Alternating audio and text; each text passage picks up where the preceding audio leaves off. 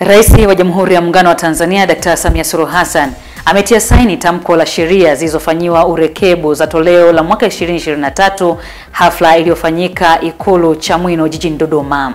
Wakati joto la uchaguzi mkuu nchini Tanzania unaotarajiwa kufanyika mwezi Oktoba mwaka huu likiendelea kupanda, wanasiasa na wananchi kwa ujumla wametakiwa kutanguliza amani na nchi mbele badala ya itikadi ya vyama vya siasa. Kimataifa, waombolezaji tayari wameanza kuwasili katika kanisa kuu Katoliki St. Peter's Basilica kwa ajili ya kutoa heshima zao za mwisho kwa Papa Francis aliyefariki dunia Jumatatu wiki hii.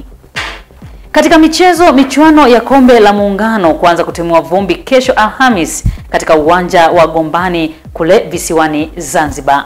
Kwa hayo na mengine mengi, ungana nasi hapo baadaye majira ya saa 12 kamili jioni, lakini waweza kutufuatilia kupitia mitandao yetu ya kijamii Facebook na X, zamani Twitter ni Dream FM na Instagram ni Dream FM TZ.